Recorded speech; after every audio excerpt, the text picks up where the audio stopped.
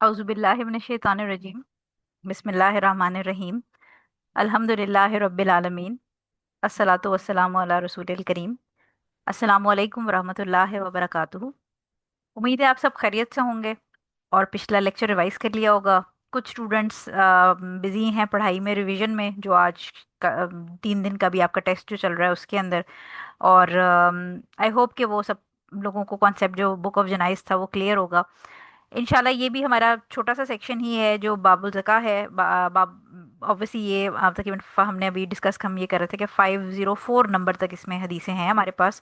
और पिछली 2 क्लासेस में क्योंकि एक हदीस हमारी काफ़ी लंबी थी तो हमने 3 हदीसें कवर की थी, बट आज वाली जो हैं वो माशाल्लाह छोटी हैं, बहुत लंबी हदीसें नहीं है। तो आज मेरे माइंड में है कि हम तकरीबन 6 to 7 हदीस आज कवर करें और इतनी ही तकरीबन कल की क्लास में करें। तो फिर एक और क्लास हमारी चाहिए होगी जो इस बाब को ख़त्म करने के लिए इंशाल्लाह हम वो कंप्लीट कर लेंगे। और फिर उसके बाद उससे नेक्स्ट वीक अल्लाह ताला खैर रखे तो हम जो अब फितराने का बाब है, आई थिंक वो नेक्स्ट बाब है, तो वो हम स्टार्ट कर लेंगे। सो आप लोग अपने अपने पीडीएफ्स खोल लीजिए। हम आज करेंगे 486 नंबर, क्योंकि 485 तक हमने की थी लास्ट टाइम। ये क्या कर ये रहे हो? हमने काओ वाली ये की क्या थी। कर रहे हो? अच्छा, एक सेकेंड रुके, मैं म्यूट कर दूं सारे स्टूडेंट्स को। Just a second.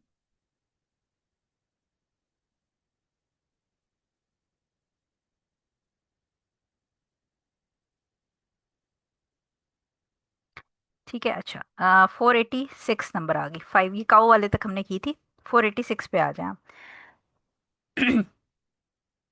हज़रत अम्र बिन शुएब अपने बाप से और वो अपने दादा से रिवायत करते हैं कि रसूल सल्लल्लाहु अलैहि वसल्लम का इरशाद गिरामी है कि मुसलमानों से ज़कात इनके पानी पिलाने की जगहों पर वसूल की जाए। मुस्नद अहमद की हदीस है। और अबू दाऊद की रिवायत में है कि मुसलमानों के सदकात इनके घरों पर ही हासिल किए जाएं। अच्छा, ये जो प्राइमरी हदीस है, इसके 2 पॉइंट्स हैं। पहला पॉइंट तो ये है कि जो सिंपल आपको नजर आ रहा है कि ये लिटरल जो मीनिंग है कि जो ज़कात कलेक्टर है वो बेसिकली लोगों के पास जाके ज़कात कलेक्ट करे, बजाय इसके कि जैसे कि नॉर्मली हमारे केसेस में अगर आप देखें कि हमारा फी ज़माना जो सिस्टम है उसमें हम गवर्नमेंट के ऑफिशियल्स के पास जाते हैं चीज़ों की सबमिशन के लिए। ठीक है, यानी हमारे घरों पे कोई कलेक्शन के लिए नहीं आता। तो इस्लाम के अंदर जो सिस्टम है वो ये है कि जो रियाया है उसको आसानी दी जाए, और जो गवर्नमेंट ऑफिशियल्स हैं, जो कलेक्टर ऑफ ज़कात हैं, वो खुद जाते थे और खुद जाके वो लोगों के पास से ज़कात कलेक्ट करते थे। तो it was actually the other way around, यानी जो हमारे पास सिस्टम है वो उल्टा है कि रियाया जो है वो ख्वार होती हुई जाती है और लाइनों में खड़े होकर जाके अपनी पेमेंट्स करती है। बट इस्लामिकली जो है वो इसका कॉन्सेप्ट ऑपोजिट है कि जो कलेक्टर है या गवर्नमेंट ऑफिशियल्स हैं जिन्होंने पैसे कलेक्ट करने, टैक्स कलेक्ट करना है, वो खुद जाते थे लोगों के पास इंडिविजुअली, यानी वो टीम होती थी जो स्पेसिफिकली इस काम के लिए असाइंड होते थे, और उनका काम होता था कि वो जाते थे और जाके लोगों से कलेक्ट करते थे जो भी उनके टैक्सेशन है। उसमें एक फ़ायदा ये भी होता था कि जो जब आप किसी के पास जाएंगे तो आप ऑब्वियसली उसकी जो भी रेजिडेंस या जो उसकी प्लेस है जहाँ पर वो अपने माल मवेशी या जिन चीज़ों के साथ वो रहता है वो वहाँ मौजूद होगा। तो वहाँ पर यूजुअली चीज़ों को छुपाना आसान नहीं होता, क्योंकि अगर आपके पास भैंसे या गाय या जो भी माल मवेशी है, फॉर एग्जांपल गाड़ियाँ भी हैं, इवन कोई भी चीज़ है, घर है, तो उसको छुपाना आसान नहीं होता। वहाँ पर आप पर्सनली खुद भी जाके देख सकते हैं। तो उस केस में जो लोग हैं उनके लिए धोखा देना आसान नहीं होता, स्पेशली जब कलेक्टर घर पे आके स्पेशली कलेक्ट करेगा। Just a second. ठीक है, so the point is this के एक तो पहला पॉइंट ये है। सेकंड पॉइंट जो हमारे पास है वो ये है कि जो प्राइमरीली इसका मेन मकसद है वो बेडुइन्स के पॉइंट ऑफ व्यू से ये बात हो रही थी। बेडुइन्स के पॉइंट ऑफ व्यू से ये किस तरह बात हो रही थी, क्योंकि जो सहरा में लोग रहते थे, जो कि बदू जिनको उर्दू में कहते हैं, उनका क्या सिस्टम था कि वो अपने रेवड़ लेके जो जानवरों के होते थे वो घूमते रहते थे। तो ऐसे केस में जो हमने, क्योंकि पीछे जानवरों की अभी तक फिलहाल डिटेल में पढ़ी है, तो ऐसे केसेस में बड़ा मुश्किल हो जाता था जो टैक्स कलेक्टर है कि वो उस बदू से, जिससे आपने टैक्स कलेक्ट करना है, ऊँट लेने हैं या जो भी शीप लेनी है, उसको आप किधर ढूंढते फिरेंगे, क्योंकि ऑटोमेटिकली वो तो अपना रिवर लेके पूरे सहरा में डिफरेंट डिफरेंट जगह पे घूम रहा है। तो उस केस में ये जो हदीस है ये फिट आती है बेसिकली, यानी उस पॉइंट ऑफ व्यू से कही गई है कि जो मुसलमान है यानी बदू जो हैं, जो अपने हर्ड्स लेके इधर उधर घूम रहे हैं, उसमें उनको जो ज़कात कलेक्टर है वो वाटर वाली जगह, यानी जो पानी पिलाने की जगह, जैसे आपको पता है कि सहरा के अंदर नखलिस्तान जिसको कहते हैं हम, जहाँ पर पानी के छोटे छोटे वो कलेक्शन सी होती है ٹھیک ہے، اور صحرا میں اس کی بہت زیادہ امپورٹنس ہوتی ہے، کیونکہ آٹومیٹیکلی صحرا کے اندر پانی کی مقدار کم ہوتی ہے، تو لوگ اپنے جانور لے کے جو بھی اس قسم کے واٹر کلیکشنز ہوتی ہیں جہاں پر نخلستان ہوتے ہیں وہاں پر جمع ہو کے اپنے جانوروں کو پانی پلاتے ہیں۔ تو لہٰذا پہلی جو سیکشن ہے احمد والا، مسند احمد کا، کہ زکوٰۃ آف مسلم جو ہے وہ پانی والی جگہوں پہ، پانی پلانے والی جگہوں پہ کلیکٹ کی جائے، یہ بیسیکلی سمرز کے اندر یہ جگہیں تھیں جہاں پر لوگ جا کے، جو ٹیکس کلیکٹر ہوتے تھے، زکوٰۃ کلیکٹر ہوتے تھے، وہ جا کے بدو یا جو بیڈوینز ہوتے تھے ان سے وہاں پر جو اونٹ یا بکری یا جو بھی زکوٰۃ لینی ہوتی تھی وہ کلیکٹ کر لیتے تھے، ٹھیک ہے۔ تو اس لیے حضور صلی اللہ علیہ وسلم نے یہ ان کو کلیکٹرز کو یہ بات بتائی ہے کہ ایسے لوگ سمرز کے اندر ان کے لیے آسانی ہوتی تھی کہ وہ پانی پلانے والی جگہ پہ جا کے زکوٰۃ کلیکٹ کر لیتے تھے، کیونکہ وہ بدو اپنے جانوروں کو پانی پلانے وہاں لائے ہوتے تھے، آلریڈی وہاں جانور موجود ہوتے تھے سارے، وہ کاؤنٹ کر کے حساب کر کے جو بھی زکوٰۃ لینی ہوتی تھی وہ لے لیتے تھے۔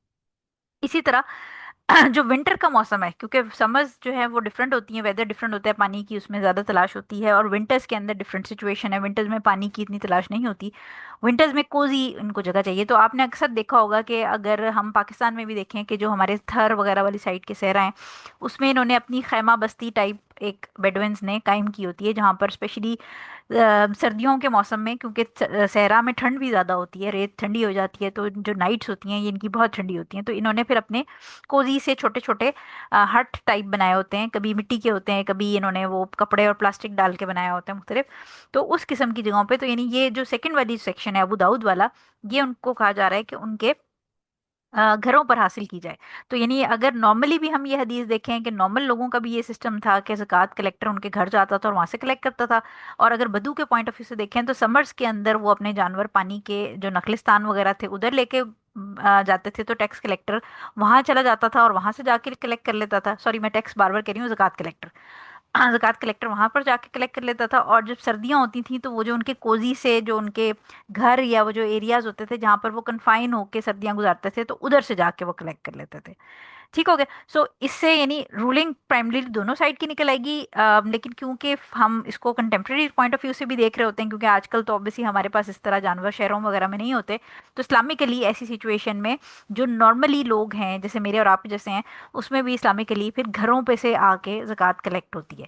بٹ اب کیونکہ سسٹمز بہت ڈفرینٹ ہو گئے ہیں، سسٹمز پیورلی اسلامک سسٹم بھی ہر جگہ نہیں ہے، تو اب یہ ہوتا ہے جو ہم کرنٹلی دیکھتے ہیں وہ یہ دیکھتے ہیں کہ بینکس میں جن کے پاس جو پیسے ہوتے ہیں، تو جیسے پاکستان ہے، پاکستان مسلم کنٹری ہے، تو اس میں یہ ہوتا ہے کہ فرسٹ رمضان جو ہوتی ہے اس میں آپ کے پاس بینک میں جتنے بھی پیسے پڑے ہیں، اور چاہے وہ آپ نے کل ہی بینک اکاؤنٹ کھولا ہے، 2 دن پہلے یا 5 دن پہلے کھولا ہے، لیکن فرسٹ رمضان کو آپ کے بینک میں اگر نصاب جو کہ جو آئی تھنک محکمہ اوقاف والے دیتے ہیں، اس کے اوپر جو یہی چاندی کی جو پرائس میں نے آپ کو بتایا تھا 595 گرامز آف سلور کی جو پرائس ہے کرنسی میں، اس سے اوپر جس کے پاس بھی اتنی اماؤنٹ ہوتی ہے تو اس کی زکوٰۃ گورنمنٹ کٹ کر لیتی ہے۔ تو یہ سسٹم چلتا ہے، لیکن obviously اس کے اندر سال گزرا ہے کہ نہیں گزرا نصاب کو وہ کوئی نہیں دیکھتا، اگر آپ کے پاس 2 دن پہلے بھی آپ نے اکاؤنٹ کھولا ہے اور اس میں نصاب سے اوپر اماؤنٹ ہے تو اس میں سے بھی ٹیکس زکوٰۃ کہہ کے بیسیکلی وہ کٹنگ ہو جاتی ہے۔ تو آج کل جو مسلم کنٹریز ہیں ان میں یہ سسٹم چلتا ہے، بٹ جنرلی حضور صلی اللہ علیہ وسلم نے یہ ایڈوائس کی ہے کہ ان کی جو ڈویلنگز ہیں یا ان کے جو گھر ہیں لوگوں کے، وہاں سے جا کے کلیکٹ کی جائے، اور اسپیشلی بدو کے کیس میں سمرز کے اندر واٹر ہولز کے پاس، کیونکہ وہ اپنے جانوروں کو پانی پلانے لے کے جاتے تھے، تو وہاں پر ان سے کلیکشن کی جائے۔ اس میں بیسیکلی جو کلیکٹر ہے اس کی خواری بھی نہیں ہوگی، کیونکہ وہ ڈھونڈتا نہیں پھرے گا لوگوں کو، اور جو جنہوں نے پے کرنی ہے ٹیکس ان کے لیے بھی ٹینشن نہیں ہے کہ وہ جیسے ہم یہاں پر اب جا کے لائنیں لگا کے اپنے کاموں کے لیے رکھتے ہیں، تو اس میں بیسیکلی ون ون سچویشن ہے، کلیکٹر کے لیے بھی، جو زکوٰۃ کلیکٹر ہے اس کے لیے بھی ایک آسانی ہے، اور جو جس نے پے کرنی ہے اس کو بھی یہ ٹینشن نہیں ہے، اس کو پتا ہے کہ میں یہ پانی پلانے والی جگہ پہ ہوں تو اب میری زکوٰۃ ڈیو ہے، تو جو کریکٹر ہے وہ خلیفہ کی طرف سے میرے پاس بھیج دیا جائے گا، اور کیونکہ یہ دونوں جگہیں بتا دی گئی ہیں تو یہیں سے ٹیکس کلیکٹ ہوگا یا زکوٰۃ کلیکٹ ہوگی، اور آٹومیٹکلی دونوں ہیسل فری ہو کے اپنا سسٹم مینج کر لیں گے۔ ٹھیک ہے۔ سو یہ حدیث بیسیکلی اس چیز کو ایکسپلین کر رہی ہے کہ جو اسلامکلی رول ہے وہ کیا ہے۔ حدیث نمبر 487 پہ آ جائیں۔ حضرت ابو ہریرہ رضی اللہ تعالیٰ عنہ سے روایت ہے کہ رسول صلی اللہ علیہ وسلم نے فرمایا، مسلمانوں پر نہ اس کے غلام میں زکوٰۃ ہے اور نہ اس کے گھوڑے میں۔ بخاری کی حدیث ہے، اور مسلم کی روایت میں ہے کہ غلام میں زکوٰۃ نہیں مگر صدقہ فطر ہے۔ صدقہ فطر جو ہے وہ جو عید کے بعد والا ہوتا ہے، وہ جو ہمارا نیکسٹ سیشن ہے اس میں انشاءاللہ ہم پڑھیں گے۔ अच्छा, अब ये जो हदीस है, यानी हर हदीस का हम एक बात करते हैं कि थीम होता है। तो जो पिछली वाली हदीस थी उसका थीम ये था कि जो कलेक्शन ऑफ ज़कात है उसके लिए जो कलेक्टर है वो जाएगा इस्लामिकली ज़कात कलेक्ट करने के लिए, और लोग अपनी ज़कात लेके इस तरह नहीं, मतलब बेसिकली जो, क्योंकि आगे हम जब ये खेतों की और फ्रूट्स वगैरह की भी ज़कात पढ़ेंगे, क्रॉप्स की, तो उसमें भी आप ये देखेंगे कि उसमें भी कलेक्टर जाता है या एस्टिमेटर जाता है। तो ये आगे आगे जैसे हम आगे जाएंगे तो आपको आइडिया होगा कि इस्लामिकली जो है वो कलेक्शन के लिए एक बंदा है जो लोगों के पास जाता है फॉर फॉर द सर्विस, यानी बजाय इसके कि लोग आके ये काम करें। तो ये जो हदीस है ये वाली, वो हमें ये पॉइंट बता रही है कि जो पर्सनल इस्तेमाल की चीज़ें हैं उनके ऊपर ज़कात नहीं है। ठीक है, इस हदीस का थीम ये है कि जैसे मैं और आप इस वक्त अगर लैपटॉप यूज़ कर रहे हैं या फ़ोन यूज़ कर रहे हैं या हमारे घर में गाड़ी है या हमारे घर में फर्नीचर है, तो जो हमारी यूज़ की चीज़ें हैं उस पे ज़कात नहीं है। प्राइमरीली इस हदीस से जो बेसिक रूलिंग निकलती है वो ये है, क्योंकि हुजूर सल्लल्लाहु अलैहि वसल्लम फरमा रहे हैं, हज़रत अबू हुरैरा रज़ी अल्लाह ताला अन्हु बता रहे हैं कि हुजूर सल्लल्लाहु अलैहि वसल्लम ने फरमाया कि कोई भी ज़कात मुसलमान जो है उसकी उन चीज़ों पे नहीं होगी, किस पे नहीं होगी, कि जो घोड़ा जिस पे वो सवारी करता है, ठीक है, और जो स्लेव है। अब ऑब्वियसली स्लेव वाला सिस्टम तो हमारा है नहीं, लेकिन उस ज़माने में क्योंकि गुलाम जो है वो एक काइंड ऑफ प्रॉपर्टी होता था, उसका जो मालिक है वो उसकी हर चीज़ का जिम्मेदार भी होता था और मालिक भी होता था। तो सिमिलरली स्लेव को हम रिप्लेस कर देंगे। बेसिकली इसका जो थीम है वो यही है कि जो डेली हमारी यूज़ की चीज़ें हैं उस पर हमारी ज़कात नहीं लगती। इसी तरह जो मुस्लिम के अंदर बताई गई है वो ये चीज़ है कि ज़कात स्लेव पर नहीं होगी, लेकिन उसके ऊपर जो जो फितराना है वो दिया जाएगा। तो जो फितराने के सेक्शन में जब हम आएंगे तो हम इसको डिस्कस करेंगे कि फिर उसके अंदर जो इंडिविजुअल्स घर के अंदर हैं और जो बेबी पैदा होने वाला है, यानी अगर खातून प्रेग्नेंट है तो देना है कि नहीं देना, क्या है सिचुएशन, इंशाल्लाह वो हम फितराने वाले सेक्शन में डिस्कस करेंगे। अब अगर आप ये टेबल देखें तो इससे मैंने टेबुलर फॉर्म में इसको सिंप्लीफाई कर दिया ताकि आपको याद रहे, रूलिंग्स याद रहे, क्योंकि हमारा मकसद सिर्फ इस किताब को ख़त्म करना है या ये रट के और theory, all theory no practical वाली चीज़ नहीं है। हमारा पॉइंट ये है कि हम इस किताब का जो जो सेक्शन पढ़ते जाएं, जो जो हदीस पढ़ते जाएं, उससे हमने जो प्रैक्टिकली अपनी ज़िंदगी के अंदर क्या चीज़ करनी है, सीखनी है, एक हमारी अमली तौर पे हमने उसको इम्प्लीमेंट करना है। क्योंकि मैं पर्सनली इस बात पे बिलीव करती हूँ कि अगर सिर्फ आप ज़बानी कलामी थ्योरी पढ़ रहे हैं और आपको पता सब कुछ है, लेकिन आप जब प्रैक्टिकली दीन को अमल करने या इम्प्लीमेंट करने की बात आती है तो तब आप बिल्कुल ज़ीरो हैं। तो उस डिग्री या उस सर्टिफिकेशन या उस कोर्स का कोई फ़ायदा नहीं। क्योंकि मैं खुद पर्सनली बहुत सारे ऐसे मास्टर्स और बैचलर्स के इस्लामिक स्टडीज़ के स्टूडेंट्स को जानती हूँ जिन्होंने डिग्रियां तो ली हुई हैं लेकिन उनको पता कुछ नहीं है। तो इस कोर्स के अंदर जो आपने फोकस रखना है वो अगेन यही बात है, जो आज आपका टेस्ट भी इजी बनाया था मैंने, कॉन्सेप्चुअल बनाया था, उसकी रीज़न यही थी कि जो रोज़मर्रा की ज़िंदगी उसमें आपको पता होना चाहिए कि मैंने ये हदीस पढ़ी थी, अब इसकी डेली लाइफ में इम्प्लीकेशन क्या है। तो इस हदीस से जो पॉइंट आपको मेन पता चल गया वो ये पता चल गया कि जो आपके पर्सनल इस्तेमाल की चीज़ें हैं, with the exception of your jewellery, क्योंकि ज्वेलरी जो है वो इंशाल्लाह हम आगे पढ़ेंगे, ठीक है, ज्वेलरी का जिक्र नहीं है अभी यहाँ पर, क्योंकि ये भी एक जो पॉइंट है वो डिस्कशन का होता है कि जो अगर पर्सनल इस्तेमाल की चीज़ों पे ज़कात नहीं है तो फिर क्या जो औरत ज्वेलरी पहनती है उस पे ज़कात होगी या नहीं। तो उसको इंशाल्लाह वो भी मसला हम डिस्कस करेंगे, लेकिन आई थिंक वो कल वाली हदीसों के अंदर डिस्कस होगा। तो आज ये जो ये वाली हदीस है इससे आपने समझना है कि जो हमारी घर है जिसमें हम रह रहे हैं, जो हमारे खाने पीने की चीज़ें हैं, जो हमारे कपड़े हैं पहनने के, जो अगर आपका कोई आपकी ऑफिस है तो ऑफिस के अंदर जो आपकी मशीनरी है कोई इस्तेमाल, जैसे मैं अगर डॉक्टर हूँ और मेरे पास लेज़र मशीन्स हैं तो मेरी जो लेज़र की मशीनें हैं उनके ऊपर ज़कात नहीं है, ठीक है, क्योंकि वो मेरे यूज़ की चीज़ें हैं। या अगर मेरे क्लिनिक के अंदर कोई बाकी रंग बिरंगी जो भी मशीन्स हमारे पास होती हैं वो हैं लेज़र्स के अलावा भी, या कोई अगर इंडस्ट्री है, किसी की कोई फैक्ट्री है तो फैक्ट्री के अंदर जो मशीनें हैं उनके ऊपर, यानी जो इस्तेमाल की चीज़ें हैं उन पे ज़कात नहीं है। ठीक हो गया। तो पहली चीज़ इसके अंदर चार चीज़ें आपने याद रखनी है कि अगर कोई चीज़ जो आपने ली है जिसको मल्टीप्लाई करना है, ग्रो करना है, जैसे जब फसलें लगाई जाती हैं तो फसलों से क्या होता है कि आपने वो बीज बोए और पौधा निकलेगा और पौधा मल्टीप्लाई करेगा उससे, यानी आपने एक एक बीज लगाया, अब वो जो पौधा निकलेगा उसमें मल्टीपल ग्रेन्स होंगे या मल्टीपल फ्रूट्स होंगे। और आपने for the purpose of growth, यानी एक को मल्टीप्लाई करने के लिए 10 उसी चीज की, तो ग्रोथ हो रही है, चाहे वो मवेशी की फॉर्म में, यानी ब्रीडिंग जब कराते हैं, ठीक है, ब्रीडर्स जो होते हैं या जो माल मवेशी होते हैं उनको मवेशी को पाल पोस के, यानी वो क्या करते हैं कि वो मीटिंग कराते हैं और पहले एक कपल होता है मतलब एक गाय ली, उससे फिर आगे एक बछड़ा हुआ, फिर उसकी मीटिंग कराई, फिर उस तरह यानी मल्टीपल मल्टीप्लाई करें। तो जो भी चीज़ ग्रोथ करने के लिए या उसका नंबर इंक्रीज करने के लिए, मल्टीप्लाई करने के लिए, एक्सपोनेंशियली उसको ग्रो करेगी, उसके ऊपर ज़कात लगेगी। ठीक है, जैसे आपकी क्रॉप्स हैं या हमने कैटल जो पीछे पढ़ा था उसके अंदर है। ठीक है। सेकंड चीज, अगर आप बाइंग एंड सेलिंग कर रहे हैं कोई भी आपकी ट्रेड गुड्स हैं, तजारती सामान, उसमें आप बाइंग सेलिंग कर रहे हैं। फॉर एग्जांपल, जैसे अब किसी ने गाड़ियों का शोरूम खोला हुआ है, तो उस पे जो गाड़ियां खड़ी हैं वो माले तजारत हैं। अब आप ये सोचें कि हमारी सोसाइटी में इस वक्त में जो बहुत सारे ऐसे लोग हैं जिनको ये पता ही नहीं है कि उनके माल में, यानी उनका ख्याल है कि सिर्फ ज्वेलरी पे ज़कात होती है और जो बैंक में पैसे पड़े हैं उस पर ज़कात है। हालांकि ज़कात आपकी माल तिजारत पे भी, यानी जो शोरूम का ओनर है, आई एम नॉट श्योर कि उसको, मेजोरिटी लोगों को मेरा नहीं ख्याल कि ये बात पता है कि अगर कोई शोरूम का ओनर है और उसमें गाड़ियां खड़ी हैं, उसका माल तिजारत है, तो उन गाड़ियों के ऊपर अगर साल गुजर गया तो उसने उन गाड़ियों की वर्थ, वो शोरूम पे जितनी गाड़ियां खड़ी हैं उसकी जो वर्थ है उसका 2.5% ज़कात देनी है।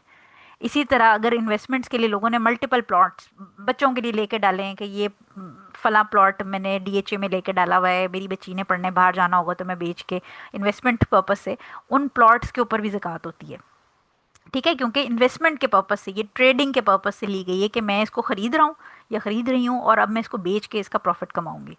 तो आप ये सोचें कि मेजॉरिटी लोग, बहुत कम लोग हैं जिनको ये बातें पता होती हैं, और जिनको पता होती भी हैं वो फिर भी नहीं देते ज़कात। यानी हमारी सोसाइटी में अगर लोग खुल के अपनी जो प्रॉपर जितनी ज़कात बनती है अगर वो देने लग जाएं, तो हमारे बहुत सारे मुसलमान बहन भाई जो हैं वो बेचारे भूखे नहीं सोएंगे या उनकी ज़िंदगी के मसले हल हो सकते हैं। प्रॉब्लम ये है कि जिसके पास पैसा, प्रॉपर्टी, शोरूम्स, ट्रेड गुड्स हैं, वो ज़कात सिर्फ अपनी बेगम की ज्वेलरी पे शायद दे रहे होते हैं या बैंक के पैसों पे, वो इन चीज़ों पे ज़कात दे ही नहीं रहे। ठीक है, वरना आप देखेंगे जितने बड़े बड़े आपके आउटलेट्स हैं, मुख्तलिफ आपके स्टोर्स हैं, ठीक है, माल तिजारत है ना ये सारा, तो उसमें जितना माल है उसकी ऊपर जब साल गुजरेगा तो उस माल के ऊपर आपने ज़कात देनी है। ठीक है, और वो फिर इंशाल्लाह जब ट्रेड गुड्स के ऊपर हम आएंगे तो उसको भी हम डिस्कस करेंगे, लेकिन बाइंग एंड सेलिंग वाली जो चीज़ें हैं, आपने माल तिजारत जो है उसके ऊपर ज़कात लगती है। अच्छा, पर्सनल जो चीज़ें हैं, जैसे मैंने आपको बताया कि घर है, गाड़ी है, आपकी चीज़ें, उस पर ज़कात नहीं है। ठीक है, तो इस्लाम जो है वो हमने ये बात की थी कि इस्लाम का एक तरह से ये ज़कात जो है टैक्स सिस्टम इस्लामिक टैक्स है। इसमें प्लस पॉइंट क्या है कि आपकी पर्सनल चीज़ों पर ज़कात नहीं है, पर्सनल चीज़ों पर कोई टैक्स नहीं ले रहा, सिर्फ आपकी सेविंग्स पर टैक्स लिया जा रहा है। जबकि जो ह्यूमन टैक्सेशन सिस्टम है उसके अंदर आप एक साबुन भी खरीद के लाते हैं अपने इस्तेमाल नहाने के लिए या कपड़े धोने के लिए, तो उसके ऊपर भी आप जीएसटी जो सेल्स टैक्स है वो पे कर रहे होते हैं। ठीक है, इसी तरह अगर आपने गाड़ी ली है तो आप गाड़ी का टैक्स भी पे करते हैं गाड़ी खरीदते हुए, फिर आप गाड़ी का टोकन टैक्स जो पर ईयर होता है वो भी पे करते हैं, फिर आप जब उसमें पेट्रोल डलवाएंगे तो पेट्रोल का भी पे करेंगे, फिर आप उसका कोई और एक्स वाई जेड जो भी आप अगर कोई पार्ट्स या कोई चीज़ ले रहे हैं, आप उसको ऑयल चेंज करा रहे हैं उसके ऊपर भी टैक्स दे रहे हैं। ठीक है, यानी एक गाड़ी को लेके ही अगर आप टैक्स देना शुरू करें तो आपके मल्टीपल चीज़ों के टैक्स लग रहे होते हैं उसके ऊपर।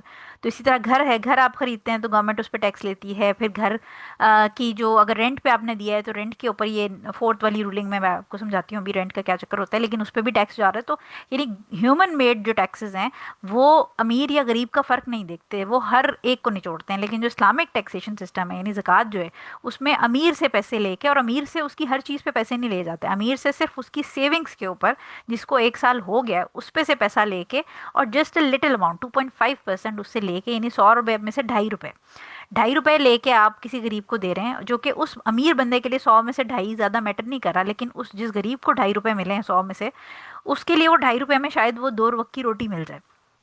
तो अल्लाह ताला का जो सिस्टम है ना वो फ्लॉलेस है। जो ह्यूमन मेड सिस्टम है वो आप जितनी मर्जी परफेक्शन उसके अंदर डालने की कोशिश कर लें, लेकिन it will always be flawed. उसकी रीज़न ये है कि जो ह्यूमन माइंड है वो कॉम्प्रिहेंड ही नहीं कर सकता कि जो मालिक मकान है वो जब अपना लॉ बनाएगा तो वो अपने आप को अपर हैंड देगा, वो किराएदार के साथ कोई ना कोई नाइंसाफ़ी कर जाएगा। औरत अगर लॉ बनाएगी तो यकीनन वो मर्द के साथ कहीं नाइंसाफ़ी कर जाएगी, मर्द अगर लॉ बनाएगा तो औरत के साथ नाइंसाफ़ी कर जाएगा। लेकिन जो अल्लाह ताला के लॉज हैं उसमें अल्लाह ताला ने मेक श्योर किया है कि कहीं पर भी किसी का नुकसान ना हो।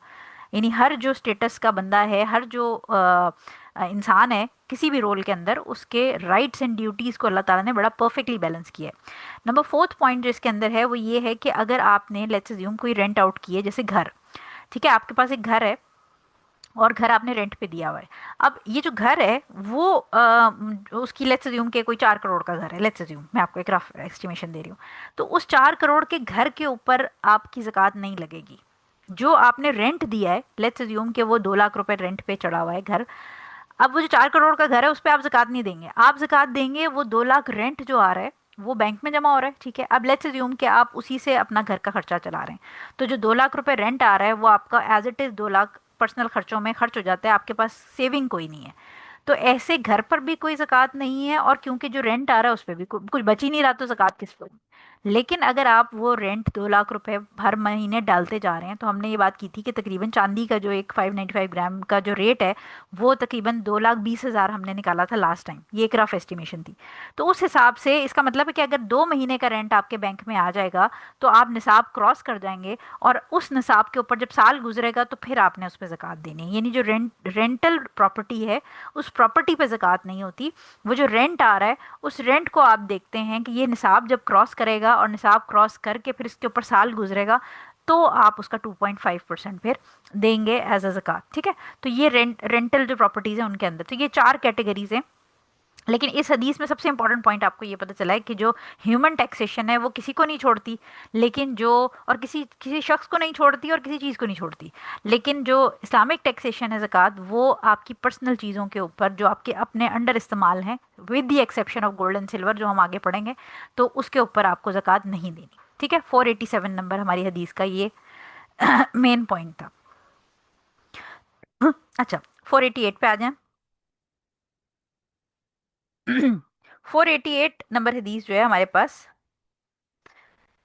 वो बहस बिन हकीम है, उनसे रिवायत है। ये अपने वालिद से और अपने दादा से रिवायत करते हैं कि रसूल सल्लल्लाहु अलैहि वसल्लम ने फरमाया कि चरने वाले तमाम ऊँटों में 40 पर एक 2 साला ऊँटनी है, और ऊँटों को इनके हिसाब से जुदा ना किया जाएगा, और जो शख्स हुसूल सवाब की नीयत से ज़कात अदा करेगा उसको इसका सवाब भी मिलेगा। अच्छा, ये जो ऊँटों वाला सेक्शन है ये हम ऑलरेडी क्योंकि डिटेल में पढ़ चुके हैं, तो इसको हम एक्सप्लेन नहीं करेंगे। इस हदीस के अंदर जो इंपॉर्टेंट बात है वो आगे आ रही है। जिसने ज़कात रोक ली, यानी बेसिकली हुजूर सल्लल्लाहु अलैहि वसल्लम ये फरमा रहे हैं कि जिसने अल्लाह ताला की रज़ा के लिए ज़कात और नेक नियति से ज़कात दी, तो ऑब्वियसली उसको जो वो एक्सपेक्ट कर रहा है अल्लाह ताला से रिवॉर्ड, वो उसको ज़रूर मिलेगा।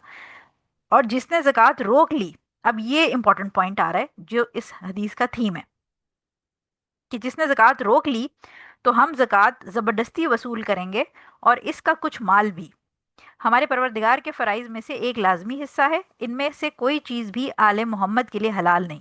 इसे अहमद, अबू दाऊद और निसाई ने रिवायत किया, और हाकिम ने इसे सही करार दिया, और शाफी ने इसके साबित होने पर अपने कॉल को मुअल्लक रखा है, यानी सस्पेंडेड रखा है बेसिकली। लेकिन ये सही हदीस है। ठीक है।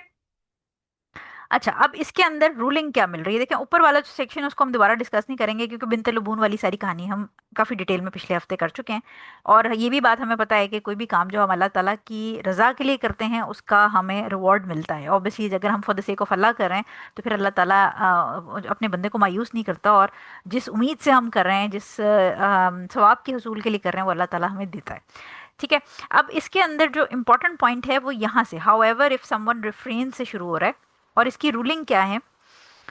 पहली बात तो ये कि अगर कोई ज़कात नहीं पे करना चाहता, कि नहीं, हम स्टेप बाय स्टेप चलेंगे। तो पहली चीज़ ये कि ज़कात कलेक्टर गया बंदे के पास, और बंदा कहता है मैंने ज़कात नहीं देनी। ठीक है। वो कहते हैं मैं ज़कात जितने भी ज़कात बन रही है, लेट्स अज्यूम कि एक ऊँट बनती है, तो वो कहता है कि मैंने नहीं देनी। अब ये सिर्फ ऊँटों के केस में मामला नहीं है, ये अगर पैसों की ज़कात है, जेवर की ज़कात है, उसमें भी यही मामला है। वो कहता है मैंने ज़कात नहीं देनी, तो इस केस में जो ज़कात कलेक्टर है वो क्योंकि खलीफा का या गवर्नमेंट का बंदा है, तो वो एक तरह से फोर्सफुली, आप समझें कि ज़बरदस्ती उससे ज़कात ले सकता है। ये परमिसिबल है। ठीक हो गया। तो पहली चीज़ तो हमें ये पता चली कि अगर कोई शख्स जो अब ऑब्लिगेटरी, क्योंकि ज़कात ऑब्लिगेशन है ना, मतलब फ़र्ज़ है, तो अगर कोई शख्स अपने फ़र्ज़ की अदायगी से पीछे हटता है, तो अथॉरिटीज़ के पास ये राइट है कि वो ज़बरदस्ती उससे वो ऑब्लिगेशन पूरी कराएं। पहली बात समझ आई। ठीक है। और ये ज़कात के अलावा बाकी मामलात में भी ऐसा ही है। ठीक है। क्योंकि हमें पता है कि हज़रत अबू बकर सिद्दीक़ रज़ी अल्लाह ताला ने हुज़ूर सल्लल्लाहु अलैहि वसल्लम के इंतकाल के बाद कहा था कि मैं जो जो हुज़ूर सल्लल्लाहु अलैहि वसल्लम के ज़माने में एक पैसा भी ज़कात देता था, और अब वो ज़कात देने से इनकार करेगा तो मैं उसके खिलाफ जंग करूंगा। ठीक है। सो पहली चीज़ तो ये कि अगर कोई ऑब्लिगेशन है और उसके लिए गवर्नमेंट की तरफ से बंदे भेजे जाते हैं, अब यहाँ पर प्राइमरीली बात हो रही है इस्लामिक ऑब्लिगेशन की, लेकिन इसके आगे फर्दर क्या है डिटेल वो भी हम आगे बात करते हैं। तो इस केस में जो ज़कात कलेक्टर है वो फोर्सिबली ज़कात ले सकता है।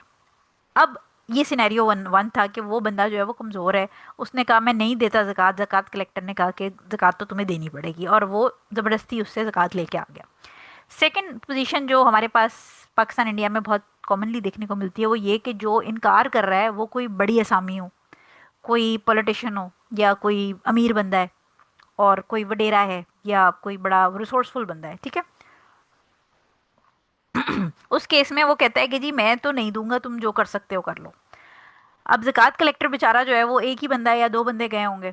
तो इस केस में इस्लामिकली परमिसिबल है कि जो गवर्नमेंट है या खलीफा है वो पुलिस या किसी भी जो लॉ एंड ऑर्डर को मेंटेन करने वाला डिपार्टमेंट है उसको इस बंदे के लिए एंगेज कर सकता है, और वो डिपार्टमेंट अपने बंदों को भेज के फिर ये ज़कात कलेक्ट कराएंगे।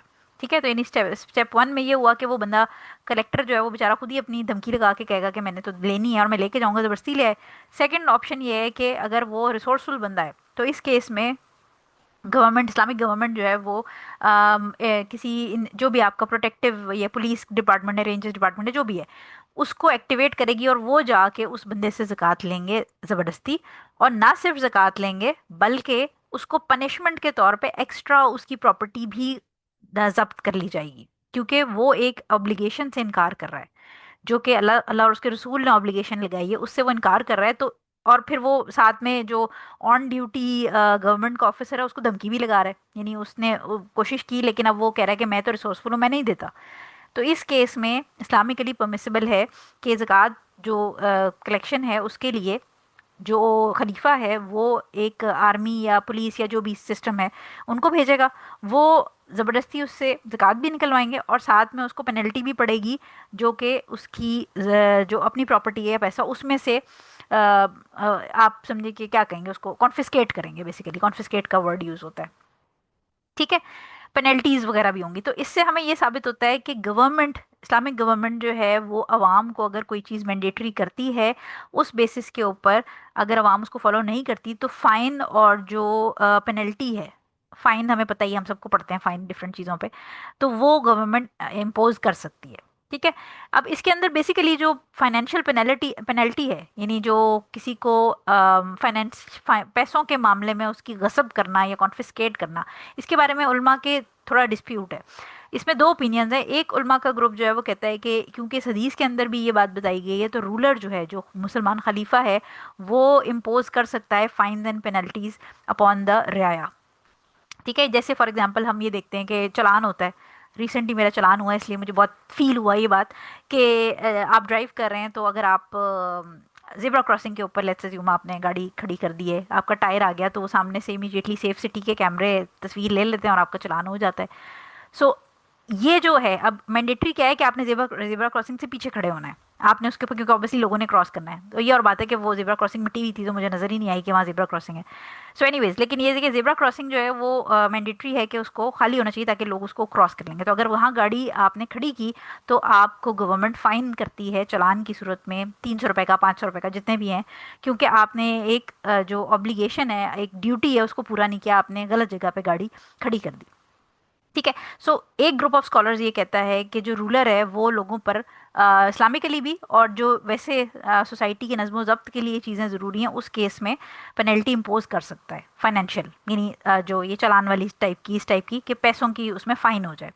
और दूसरा ग्रुप ऑफ स्कॉलर्स जो है वो ये कहता है कि नहीं, आप फाइन नहीं करेंगे, आप पैसों के केस में पेनल्टी नहीं डाल सकते, आप बेशक उसको 2-10 कोड़े लगा दें या उसको जेल में बंद कर दें एक दिन के लिए, या इस किस्म की आप उसको कोई फिजिकल या कोई और पेनल्टी डाल दें, लेकिन क्योंकि जो मुसलमान का माल है वो दूसरे मुसलमान के लिए बाइस ऑनर है, यानी सेक्रेड है, तो इसलिए आप दूसरे मुसलमान का माल इस तरह कॉन्फिस्केट नहीं कर सकते। तो ये दो उलमा की राय हैं। एक ये कहते हैं कि नहीं, आप पेनल्टी गवर्नमेंट डाल सकती है, मुसलमान गवर्नमेंट की बात हो रही है, वो डाल सकती है। और दूसरा उलमा का ग्रुप कह रहा है कि एक मुसलमान की प्रॉपर्टी दूसरे मुसलमान के लिए क्योंकि सेक्रेड है, तो इसलिए उनको जैसे इज्जत और माल जान जैसे सेक्रेड है तो उसी हिसाब से पैसे भी उसके सेक्रेड हैं, तो आप नहीं ले सकते। लेकिन इसमें जो ज़्यादा अथेंटिक ओपिनियन है वो ये कि जो हुक्मरान है या मुसलमान खलीफा है वो बिल्कुल इम्पोज कर सकता है पेनल्टी, क्योंकि इस हदीस के अंदर भी हमें क्लियरली नज़र आ रहा है कि जो ज़कात देने से इनकार कर रहा है और जो आगे से धमकी भी लगा रहा है कि नहीं दूंगा, उस केस में वो पुलिस भी भेजी जा रही है उससे ज़कात कलेक्ट करने के लिए, और साथ में उसकी एक्स्ट्रा एज अ सज़ा उसको, ताकि इबरत, वही जो हम बात करते हैं कि अगर सज़ा, जो इस्लामिक सज़ाएं हैं वो अगर किसी भी मुस्लिम ममालिक में, मुल्क के अंदर इम्प्लीमेंट होना शुरू हो जाएं, लिटरली इम्प्लीमेंट होना शुरू हो जाएं, तो आधे लोग तो इबरत की निशाना, मतलब वो उसको इबरत हासिल करके और डर के बहुत सारे काम छोड़ देंगे। जैसे रिसेंटली अभी अगर आप लोगों ने पाकिस्तान में सुना हो कि किसी जमींदार ने, पहले भी कुछ अरसे पहले ही हुआ था कि ऊंट कोई खेत में घुस आया था किसी गरीब बेचारे का, तो उसकी टांगे काट दी थी। پہلے بھی یہ کام ہوا تھا، ٹھیک ہے، تو لیکن کیونکہ اس میں سارا میڈیا کا فوکس اس اونٹ کی جو ویٹ اس کا پھر آپریشن کر رہے تھے اور جو اس کی آفٹر کیئر ہو رہی تھی اس کے اوپر سارا میڈیا کا فوکس تھا، بٹ جس وڈیرے یا زمیندار نے وہ اونٹ کی ٹانگیں کاٹی تھیں اس کے بارے میں کچھ نہیں پتا چلا، because obviously he must have been resourceful. اس کے بارے میں کسی نے بات نہیں کی، ٹھیک ہے۔ اب وہ انسیڈنس ہوا تھا آئی تھنک 6-8 مہینے پہلے، ابھی ریسنٹلی، اور وہیں سندھ کے علاقے میں یہ پہلے بھی ہوا تھا اور ابھی بھی ہوا کہ یہ if I am not wrong Sindh اور یہ آئی تھنک اسی سائڈ کا ایریا، یعنی جو ڈیزرٹ والا ایریا ہے ادھر ہی ہوا، اور ابھی میرے خیال ہے 4-5 دن پہلے پھر یہی سچویشن ہوئی ہے کہ اونٹ بیچارہ کوئی گھس گیا تھا۔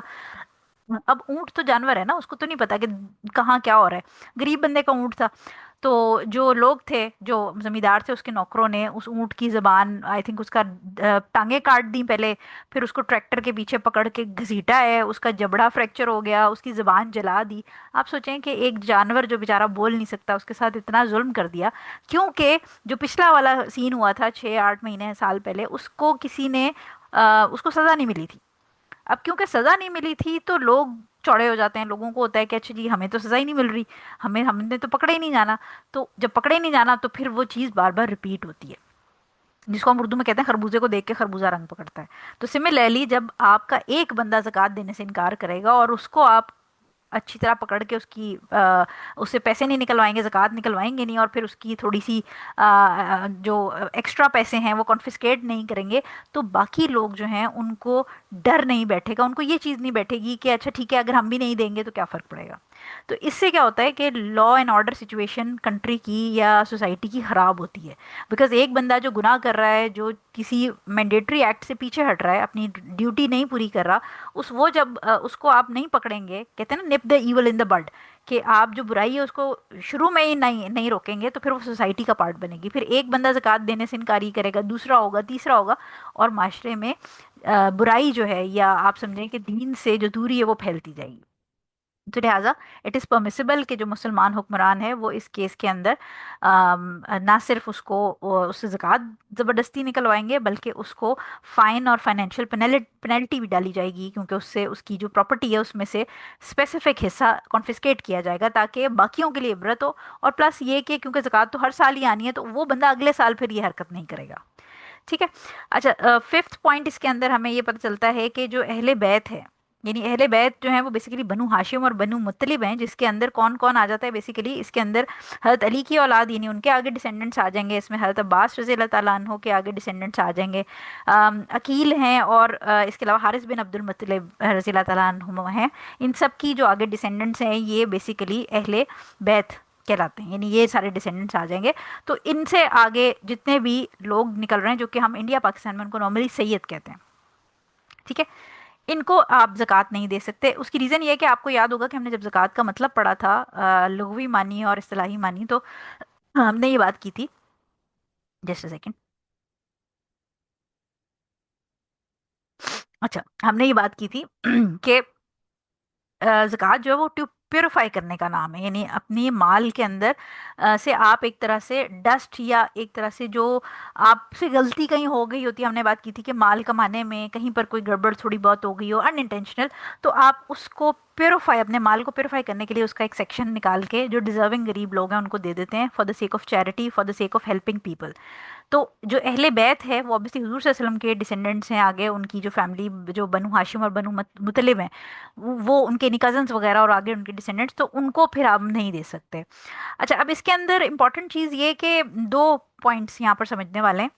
ایک پوائنٹ تو یہ کہ بہت سارے سید آپ کو اپنے ارد گرد ملتے ہیں، تو میں اکثر ہنستی ہوں پاکستان میں، انڈیا کا مجھے نہیں پتا لیکن پاکستان میں جیسے جس شخص کا دل کرتا ہے اور جس کو چاہیے، جس کو لگتا ہے کہ میرا نام بہت کوئی زبردست گلیمرس لگے تو وہ اپنے نام کے ساتھ خان لگا لیتا ہے، وہ چاہے دور دور تک اس کا تعلق خان کے ساتھ نہ ہو بٹ وہ اپنے نام کے ساتھ خان لگا لیتا ہے، جسٹ ٹو ایک سمجھے نا اپنے نام کو ذرا گلوریفائی کرنے کے لیے، کیونکہ وہ بولنے میں اور وہ مختلف سیلیبریٹیز اور ان سے انسپائر ہو کے خان لگا لیتا ہے۔ اسی طرح سید کے معاملے میں بھی یہ بڑا ٹیکنیکل مسئلہ ہے کہ آپ کو بہت سارے لوگ جو سید نظر آتے ہیں، اگر آپ ان سے، یا وہ کہتے ہیں اپنے آپ کو، آپ ان سے پوچھیں کہ آپ سید ہیں تو آپ you should be able to track your جو آپ کا فیملی ٹری ہے، شجرا، وہ حضرت حسن حسین رضی اللہ تعالیٰ عنہ یا پیچھے حضور صلی اللہ علیہ وسلم تک کیسے پہنچتا ہے. یعنی آپ ٹریک کریں نا، کیونکہ سید تو ایک بہت بڑی بات ہے. جو آل اولاد جو یعنی حضور صلی اللہ علیہ وسلم کے ڈیسینڈنٹس ہیں، ان میں سے آ رہے ہیں، تو آپ کو ٹریک کرنا چاہیے. لیکن میجورٹی لوگ اس کو ٹریک نہیں کر سکتے. تو سید کے کیس میں بھی ایک پرابلم یہ ہے کہ ہمارے پاس جیسے خان آرٹیفیشلی میڈ ہوتے ہیں، اس طرح ہمارے پاس پاکستان میں سید بھی آرٹیفیشلی میڈ ہوتے ہیں.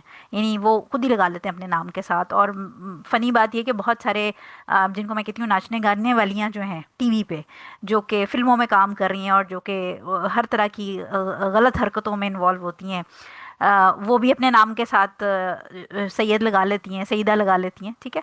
تو یہ بڑا ایک ٹیکنیکل مسئلہ ہے کہ جو ریئل ڈیسینڈنٹس ہیں، یہ ان کی بات ہو رہی ہے. پہلی بات یہ کہ ان کو زکوٰۃ نہیں لگتی. دوسری بات یہ کہ مسئلہ ایک اور کیا ہے کہ اب یہ جو زکوٰۃ والا سسٹم ہے، یہ حضور صلی اللہ علیہ وسلم کے زمانے میں اس لیے منع کیا گیا تھا کیونکہ جو حضور صلی اللہ علیہ وسلم کی فیملی یا ڈیسینڈنٹس تھے، یا جو کزنس وغیرہ تھے، ان کو بیسیکلی جو بیت المال ہوتا تھا وہاں سے کفالت، یعنی ان کا جو پاکٹ منی آپ کہہ لیں ایک طرح سے، وہ گورنمنٹ کی رسپانسبلٹی ہوتی تھی کہ بیت المال میں سے آتا تھا.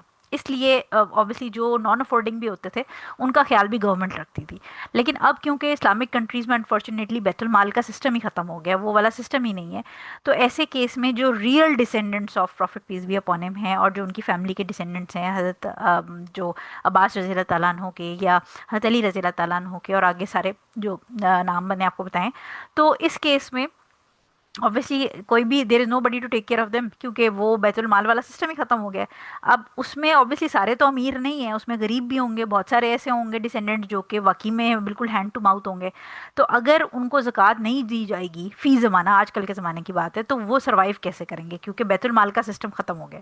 تو اس کیس میں اسکالرس کہتے ہیں کہ آج کے دور میں کیونکہ وہ بیت المال کا سپورٹو سسٹم ہی ختم ہو گیا ہے، تو ایسے کیس میں اگر آپ یو کم اکراس اے سید جو واقعی میں وہ 8 کیٹیگریز جو زکوٰۃ کی ان میں فال کرتا ہے اور وہ ڈیزرونگ ہے، تو آپ اس کو زکوٰۃ دے سکتے ہیں. ٹھیک ہے. اس کی ریزن یہ ہے کہ there is no other way to help them. اگر آپ ان کو ہیلپ نہیں کریں گے، اگر صدقہ دے سکتے ہیں تو ٹھیک ہے، وہ ویسے جنرلی ہیلپ کر دیں. لیکن اگر بہت سارے لوگ ہیں جن کے پاس صدقے کے یا اس طرح ایکسٹرا ہیلپ کرنے کے پیسے ہی نہیں ہیں، تو وہ ان کے پاس زکوٰۃ ہی نکلتی ہے. تو اس کیس میں پھر بجائے اس کے کہ وہ بیچارے جو نان افورڈنگ ہیں یا کسی مصیبت میں ہیں وہ سفر کرتے رہیں، اس کیس میں اسکالرس کہتے ہیں کہ آپ ایسے سید کو زکوٰۃ دے سکتے ہیں، بیکاز یہ ایک ڈائر نیڈ کی سچویشن ہے جس کے اندر ضرورت ہے اگلے بندے کو. اپنے ہو سکتا ہے اس کے کوئی ہیلتھ ایشوز ہوں یا اس کی کوئی اور مجبوریاں، اس کے پاس کھانے کو روٹی ہی نہیں ہے، تو ایسے کیس میں پھر آپ سید کو زکوٰۃ دے سکتے ہیں. ٹھیک ہو گیا. سو یہ امپورٹنٹ اس کے اندر سے 2 پوائنٹ تھے. اس حدیث میں جو مین پوائنٹ ہے وہ آپ کو یہ سمجھنا ہے کہ اگر کوئی زکوٰۃ نہیں دے گا تو اس سے زبردستی زکوٰۃ لی جائے گی، اور اگر وہ زیادہ اپنے آپ کو بڑا بنتا ہے تو اس کیس میں جو law and order enforcement agencies ہیں ان کو انوالو کیا جا سکتا ہے. وہ نہ صرف اس سے زکوٰۃ لیں گی بلکہ ساتھ میں ایکسٹرا اس کی جو پراپرٹی ہے وہ بھی کانفiscate کریں گی ایز اے پنشمنٹ، تاکہ نیکسٹ ٹائم وہ اگلے سال یہ والی غلطی نہ کرے، اور اس کو دیکھ کے پھر باقی لوگ بھی، جس کو ہم اکثر کہتے ہیں بلو ٹو 3 سیٹ ہو جاتے ہیں، تو باقی لوگ بھی سیدھے ہو جائیں گے. ٹھیک ہو گیا. یہ حدیث ہماری ہوگی. اب نیکسٹ پہ آ جاتے ہیں. 489. حضرت علی رضی اللہ تعالیٰ عنہ سے روایت ہے کہ رسول صلی اللہ علیہ وسلم نے فرمایا، جب تمہارے پاس 200 درہم ہوں تو ان پر پورا سال گزر جائے تو ان میں سے 5 درہم زکوٰۃ ہے، اور جب تمہارے پاس 20 دینار جب تک تمہارے پاس 20 دینار نہ ہوں اور ان پر پورا سال نہ گزر جائے، جسٹ اے سیکنڈ، اور ان پر پورا سال ایک سیکنڈ مکس ہو گیا میرے پاس، ہاں، پورا سال نہ گزر جائے اس وقت تک تم پر کوئی چیز نہیں. جب 20 دینار ہوں تو ان میں نصف دینار زکوٰۃ ہے، جو اس سے زیادہ ہوگا تو اسی حساب سے زکوٰۃ ہوگی. کسی بھی مال پر اس وقت تک زکوٰۃ نہیں ہے جب تک اس پر پورا سال نہ گزر جائے. ابو داؤد سے اسے روایت کیا ہے، ابو داؤد نے اسے روایت کیا اور یہ حسن حدیث ہے. اس کے مرفوع ہونے پہ اختلاف ہے، اور ترمذی میں ابن عمر رضی اللہ تعالیٰ عنہ سے منقول ہے کہ جو مالی سال کے دوران حاصل ہو رقم، اس پر بھی سال گزرنے سے پہلے کوئی زکوٰۃ نہیں. اور راجح یہی ہے کہ یہ روایت موقوف ہے. موقوف کا مطلب صحابی کا قول ہے. ٹھیک ہے. اچھا، اب یہ جو حدیث ہے یہ بیسیکلی میں نے لمبی پڑھ تو دی ہے جلدی جلدی، لیکن اس کے اندر آپ نے جو سمجھنے والی چیز ہے وہ کیا ہے کہ یہ اس کا جو مین کانسیپٹ ہے وہ ہے نصاب. سونے اور چاندی کا نصاب جو ہے وہ ہمیں اس حدیث کے اندر بتایا جا رہا ہے. पहले भी मैंने आपको पढ़ाया है कि ये जो 200 दिरहम या दिनार की बात हो रही है, ये करंट दिरहम या दिनार नहीं है। ये हुजूर सल्लल्लाहु अलैहि वसल्लम के ज़माने में जो दिरहम और दिनार थे, तो दिरहम नबवी उसको कहते हैं, और ये चांदी के होते थे सिक्के। और 200 दिरहम नबवी मैंने आपको पहले भी बताया है कि इसको अगर हम कन्वर्ट करते हैं, जब स्कॉलर्स इसके, क्योंकि यूनिट उस टाइम पे मेजरमेंट के डिफरेंट थे, इस टाइम पे मेजरमेंट के यूनिट डिफरेंट है, तो जब हम इनको कन्वर्ट करते हैं फी ज़माना, तो 595 ग्राम्स ऑफ सिल्वर, जो कि तकरीबन 52 तोले चांदी बनती है। जो तोला है वो इंडिया पाकिस्तान में एक यूनिट यूज़ होता है, जो बाहर नहीं होता। बाहर यूजुअली यूके वगैरह में आउंसेस यूज़ होता है, लेकिन पाकिस्तान इंडिया में तोले का एक कॉन्सेप्ट है। तो तोला जो है वो तकरीबन 11.33 से 11.44 ग्राम, ये एक रफ मैं आपको बता रही हूँ कि 11.33 या 34 ग्राम का एक तोला होता है। तो 595 ग्राम्स ऑफ सिल्वर तकरीबन 52 तोले, 52 तोले चांदी होती है। और इसी तरह जो गोल्ड का निसाब है वो इसमें हमें पता चल रहा है कि 20 दिनार है। 20 दिनार गोल्ड के होते थे, दिनार, और ये करंट दिनार नहीं, ये हुजूर सल्लल्लाहु अलैहि वसल्लम के ज़माने के कॉइन्स, गोल्ड कॉइन्स की बात हो रही है। तो जो उसका वेट बनता है कन्वर्जन करके, 20 प्रोफेटिक दिनार जो हैं, उसका बनता है 85 grams of gold, pure gold. ठीक है, 85 ग्राम्स ऑफ प्योर गोल्ड, जो कि तकरीबन 7.5 तोले सोना, जो कि नॉर्मली जब आप निसाब उर्दू की किताबों में भी, इस्लामिक जो उर्दू की किताबें हैं उसमें 52 तोले चांदी और 7.5 तोले सोना कहा जाता है। तो अगर आप अपने घर में जो अगर वेट देखना चाह रहे हैं तो आप 52 तोले भी देख सकते हैं, और आप ग्राम्स में भी देख सकते हैं। ग्राम्स में देखना इसलिए हम लोगों के लिए आसान हो गया क्योंकि हमारे किचन्स में अक्सर लोगों के पास ग्राम्स वाले स्केल होते हैं, तो उसके ऊपर आप इजीली रख के देख सकते हैं। लेकिन इसमें ज्वेलरी में एक थोड़ा सा टेक्निकल मामला ये हो जाता है कि ऑब्वियसली हमारी ज्वेलरीज अब प्योर गोल्ड की उस तरह नहीं होती, कैरेट्स होते हैं।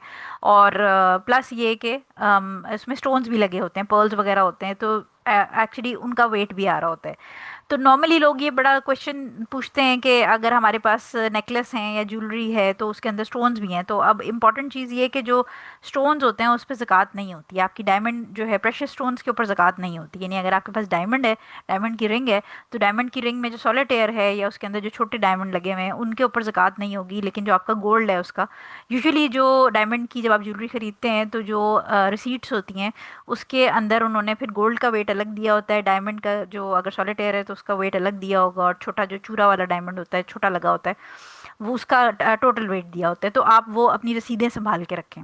गोल्ड के अंदर भी इसी तरह होता है कि गोल्ड की रसीद जो है उसके अंदर उन्होंने गोल्ड का वेट दिया होता है साथ, अगर आपके नग हैं या मोती हैं। क्योंकि नॉर्मली जब हम इसको ग्राम्स वाले स्केल के अंदर डाल के, किचन वाला जो स्केल होता है उसमें डाल के वेट करते हैं, तो ऑब्वियसली हमें उसके अंदर फिर हर चीज़ का वेट आ रहा होता है। सो अगर आपके पास वो रिसीट्स नहीं है, बहुत दफ़ा ऐसा होता है कि गिफ्ट्स में मिले होते हैं, तो ऑब्वियसली गिफ्ट वाले तो फिर रसीदें साथ नहीं देते। इस केस में फिर मैं ये कहती हूँ कि अगर आप एक्स्ट्रा दे भी देते हैं तो वो अल्लाह ताला के रास्ते में ही जा रहा है, वो कहीं ज़ाया नहीं होगा। मतलब मैं ये कहती हूँ कि आप हम इधर दुनिया में जो बैंकों में चीज़ें स्टोर करते हैं उसके बजाय अगर हम आखिरत के बैंक के अंदर अपनी इन्वेस्टमेंट कर दें तो वो हमारे लिए ज़्यादा फ़ायदेमंद है। तो अगर आपके जेवर के अंदर स्टोन्स वगैरह हैं भी और आप वेट करते हैं, आपके पास रसीदें नहीं हैं, आपको नहीं पता, तो मैं कहती हूँ कि अगर आप ज़्यादा भी दे रहे हैं तो वो अल्लाह ताला के रास्ते में ही जा रहा है। और उस जो हम एक्स्ट्रा दे रहे होते हैं वो ऑब्वियसली सदक़े की नीयत से वो काउंट हो जाता है। उतना जो एक्स्ट्रा, यानी ज़कात से ज़्यादा जो चीज़ जा रही है वो सदक़े में हमारी जा रही है। तो ऑटोमेटिकली मेरा बिलीफ ये है कि अगर हम अल्लाह ताला के रास्ते में सदका करते हैं तो अल्लाह ताला हमें उससे ज़्यादा मल्टीप्लाई करके देता है। अच्छा, और ये मल्टीप्लिकेशन हमेशा याद रखिएगा, अक्सर लोगों को मैं ये बात जब करूँ तो उनका सवाल ये होता है कि अच्छा मल्टीप्लाई होगा मतलब पैसा आएगा। तो इस पैसे, मतलब जब हम अल्लाह ताला के रास्ते में कोई चीज़ करते हैं, स्पेशली पैसे के मामले में, तो इसका मतलब ये नहीं है कि आपकी जो मल्टीप्लिकेशन है वो सिर्फ पैसे की फॉर्म में ही आप एक्सपेक्ट करें। वो मैंने अपनी लाइफ में जो अपने इर्द गिर्द देखा वो ये देखा कि जब हम अल्लाह ताला के रास्ते में कोई काम करते हैं तो ज़रूरी नहीं है कि वो उसका रिटर्न हमें in the form of money मिले, बल्कि उसका रिटर्न कभी कभी हमें इन द फॉर्म ऑफ हमारी ज़िंदगियों में सुकून की सूरत में मिलता है। हमारे जो शौहर है या बीवी उसकी मोहब्बत की फॉर्म में मिलता है। हमारे इर्द गिर्द जो लोग हैं वो हमें रिस्पेक्ट करते हैं, ज़्यादा हमें इज़्ज़त, अल्लाह ताला वो कहते हैं ना कि जिसको चाहता है इज़्ज़त देता है, जिसको चाहता है दिल्लत देता है। तो जो हमारे सदका खैरात हैं वो बेशक अगर हम फाइनेंशियली कर रहे हैं तो हम उससे, नॉर्मली एक ह्यूमन साइकी है कि हम पैसा खर्च करके उसके बदले में पैसा ही एक्सपेक्ट कर रहे होते हैं। लेकिन आप ये समझें कि अल्लाह ताला इंसान को वो चीज़ देता है जिसकी उसको ज़रूरत होती है, और शायद कभी कभी हमें खुद भी नहीं पता होता कि हमें उस चीज़ की ज़रूरत है, लेकिन अल्लाह को पता होता है कि इस बंदे को ये चाहिए। यानी बहुत सारे लोग हैं जिनके पास बहुत पैसा है, بٹ ان کے پاس ذہنی سکون نہیں ہے. تو ان کو ایکچولی اور پیسے کی ضرورت نہیں ہے، ان کو ذہنی سکون کی ضرورت ہے، اور ذہنی سکون کے لیے پھر وہ مختلف طرح کی ریکریشنل ایکٹیویٹیز کر رہے ہوتے ہیں، الٹی سیدھی حرکتیں کر رہے ہوتے ہیں کہ کہیں سے ہمیں خوشی مل جائے، سکون مل جائے. لیکن وہ پیسہ ان کو سکون نہیں دے رہا ہوتا، کیونکہ ان کو اپنے زندگی میں برکت چاہیے ہوتی ہے، ان کو سکون چاہیے ہوتا ہے. تو یہ جو ہم ایکسٹرا، اگر آپ کی جیولری ہے اور اگر آپ اس میں زکوٰۃ دے رہے ہیں اور اس میں آپ اگر ایکسٹرا بھی دے دیتے ہیں، تو بلیو می کہ اللہ تعالیٰ آپ کے لیے ایسے ایسے دروازے کھولے گا. وہ صرف رزق کے دروازے نہیں ہیں، وہ محبت کے دروازے ہیں، وہ اولاد کی اوبیڈینس کے دروازے ہیں، وہ اولاد کی آپ کے لیے محبت کے دروازے ہیں. آپ کے پیرنٹس کی صحت، آپ کے شوہر کی صحت، آپ کے بچوں کی صحت، کسی نہ کسی مطلب بہت برکت آتی ہے اس میں. تو بالکل زکوٰۃ کے معاملے میں کنجوسی نہ کریں. اگر کچھ ایکسٹرا جا رہا ہے تو جانے دیں. یعنی ہم یہ، آپ یہ دیکھیں نا کہ جب ہم مالز میں شاپنگ کے لیے جاتے ہیں تو ہم وہاں پر فکس پرائسز ہوتی ہیں نا، تو ہم وہ بھی تو دے کے چیزیں خریدتے ہی ہیں، اور مہنگی بھی لے لیتے ہیں کبھی کبھی، جو کہ ہمیں لگ رہا ہوتا ہے کہ اچھا یہ اتنی پرائس کی نہیں ہونی چاہیے، لیکن کیونکہ وہاں فکس پرائس ہے، وہاں بارگیننگ نہیں چلے گی، تو ہم لے لیتے ہیں. تو اسی طرح مجھے میرے پرسنلی یہ بلیو ہے کہ جب ہم اللہ تعالیٰ کے راستے میں اپنی جتنا ہم نے دینا ہے، جتنا مینڈیٹری ہے، اس سے زیادہ دیں. چاہے وہ نماز ہو، ایون دیکھیں 5 فرض نمازیں ہیں، لیکن اگر آپ تہجد بھی پڑھتے ہیں اور آپ نفلی نمازیں بھی پڑھ رہے ہیں اور آپ سنتیں بھی پڑھ رہے ہیں، تو اس کا فائدہ ہی ہوتا ہے، اس کا نقصان نہیں ہوگا کبھی بھی. ٹھیک ہے. تو اس لیے ایکسٹرا دینے میں کوئی نقصان نہیں ہے، کوشش کریں ایکسٹرا دے دیں، کیونکہ جس کے لیے دے رہے ہیں نا، he will take care of everything. آپ کا وہ ہر چیز سے خیال رکھے گا، وہ آپ کو اکیلا نہیں چھوڑے گا. اچھا، اب یہ جو گولڈ اور سلور ہے، اس کے اوپر چاہے وہ آپ کو گفٹ میں ملا ہے، چاہے وہ انہیریٹنس میں ملا ہے، چاہے آپ نے خود کما کے خریدا ہے، جو بھی ہے، آپ کی زکوٰۃ ہر کیس میں جائے گی. 1 سال گزرے گا، نصاب سے اوپر آپ کی زکوٰۃ جائے گی. اس لیے جو میں بار بار آپ کو ریمائنڈ کراتی ہوں کہ لوگوں نے اپنے بچوں کے نام پہ زیور رکھ کے چھوڑا ہوتا ہے کہ یہ میری بیٹی جب اس کی شادی ہوگی، اینڈ دے تھنک کہ ہم نے اپنا زیور ڈیوائڈ کر دیا ہے تو اب اس پہ زکوٰۃ نہیں ہوگی. لیکن زکوٰۃ کا تعلق، میں نے آپ کو پہلے لیکچر میں پڑھایا تھا کہ زکوٰۃ کا تعلق انسان، اس کی عقل، اس کی عمر، اس کے جینڈر، اس کی مینٹل سٹیٹس سے نہیں ہے. زکوٰۃ کا تعلق نصاب اور اس کے اوپر 1 لونر ایئر پاس ہونے سے ہے. تو اگر کوئی 1 سال کا بچہ ہے اور اس کے پاس بھی اس کو پیدا ہونے پہ گفٹ میں بہت سارے، جیسے لڑکیوں کو اکثر اس طرح ہوتا ہے کہ گولڈ کے سیٹس ملتے ہیں، ٹھیک ہے، پیدا ہونے پہ، تو اب اس کی اماں کو تو obvious بات ہے وہ گفٹس ملے، بچیوں کو گولڈ کے سیٹس ملے. اب وہ گولڈ کے سیٹس سارے ملا کے لیٹس اسیوم 8 تولے کے تھے، 7.5 تولے کٹ آف پوائنٹ تھا. اب وہ ہیں اس بچی کے، لیکن وہ 7.5 تولے کیونکہ نصاب کراس کر گیا، تو اب اس کے اوپر سال پورا ہوگا تو زکوٰۃ پڑے گی. اماں یہ نہیں کہہ سکتی کہ یہ میری بچی کا ہے، جب اس کی شادی ہوگی، جب وہ جوان ہوگی، بالغ ہوگی، نماز اس کے اوپر فرض ہوگی، تو تب اس پہ زکوٰۃ لگے گی. نو، زکوٰۃ کا تعلق بچی کی ایج سے نہیں ہے، زکوٰۃ کا تعلق نصاب اور 1 لونر ایئر سے. ٹھیک ہو گیا. سو یہ اس کا مین پوائنٹ اس حدیث کا یہ تھا کہ آپ کو زکوٰۃ کی کوانٹٹی پتہ چل جائے، نصاب پتہ چل جائے، اور یہ پھر آپ کے پاس چاہے انہیریٹنس میں آ رہی ہے، چاہے آپ کی امی کی طرف سے آ رہی ہے، ابو کی طرف سے، دادا دادی نانا نانی، کہیں سے بھی انہیریٹنس سے آ رہی ہے آپ کو. اسپیشلی اچھا ایک اور امپورٹنٹ پوائنٹ یہ کہ جیسے شادی جب ہوتی ہے تو جہیز کے اندر تو جو زیور ملتا ہی ملتا ہے، لیکن لڑکے والوں کی طرف سے بھی زیور چڑھایا جاتا ہے. ٹھیک ہے.